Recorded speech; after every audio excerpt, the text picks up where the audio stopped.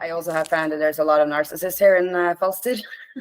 Oh yeah. Fast is bad. Like really a lot. Like Yeah.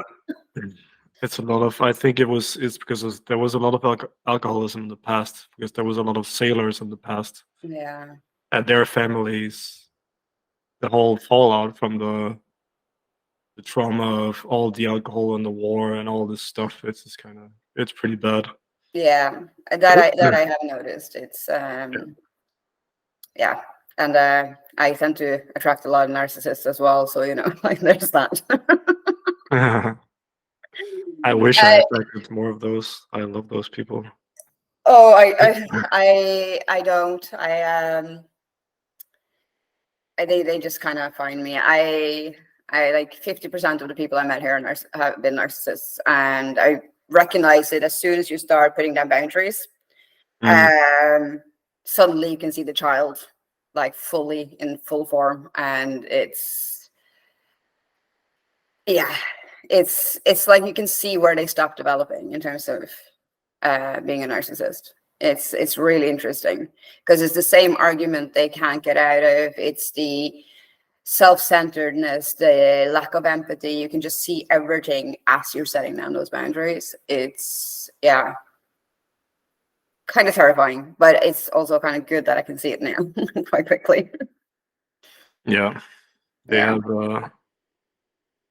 a certain kind of eyes where you can see it. Really, that I haven't actually. No, you're right. Actually, they do. After a while, you don't even need them to say anything. You can, as soon as you look someone in the eyes, you can see. Yeah, you're actually right. Because this is what my ex always had, and he had this blank. It's like a blankness in his eyes that he always had. Yeah. It's the only way I could explain it. It was like it's like there was no soul to go into. Like yeah, that's exactly it.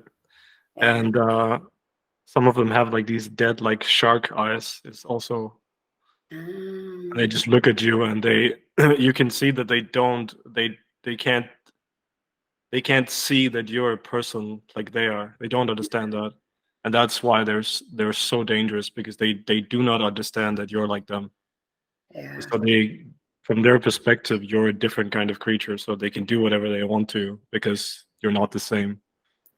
And that's like, whenever I'm around those people, my nervous system just freaks out because I don't feel safe. Oh yeah. See, I've gotten better at that. They do play with my nervous system because that's what they're good at, right? But it was an interesting conversation I had with a guy from the Netherlands the other day, and it was after my ex had moved out, and I had a friend that's a narcissist, and my therapist was saying this to me at the time, which I didn't realize was, that I was going to move in with her, and he was like, are you going into the same relationship again, Irene?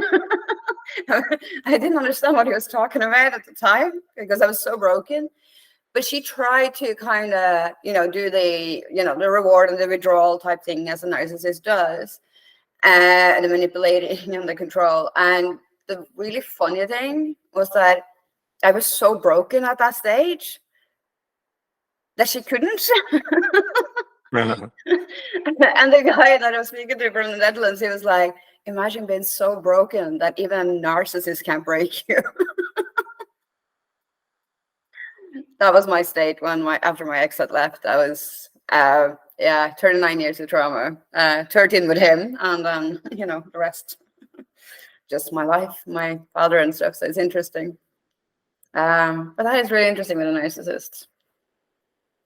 See, this also makes me sure that my father wasn't a narcissist as well, because this is something that I was never in any doubt that my father loved me deeply, and all the kids. I could just see he was very traumatized himself, and he never had those eyes. Yeah, it was the same with my father. He was definitely hurting, but there's no doubt that he was a good person. Yeah, that's what, like, my dad always looked out for the underdog constantly, all the time. This was just a thing. Yeah. Like even my brother was saying this, that this kid that he went to school with that used to be bullied a lot, and like my dad kept telling my brother to look after him. you know. So yeah, I remember these things, but he wasn't. Well, he was severely traumatized, and he did manipulate, and he tried to manipulate, but it was more the way he was trying to manipulate was a very different way of doing it, because you can see he was desperate to get his kids back into his life, rather than, you know, it wasn't for, you know, maintaining control or manipulation. It was literally because he was lonely. Yeah. Yeah, we all manipulate, but it's different how we do it, right? Yeah. It is. It's interesting.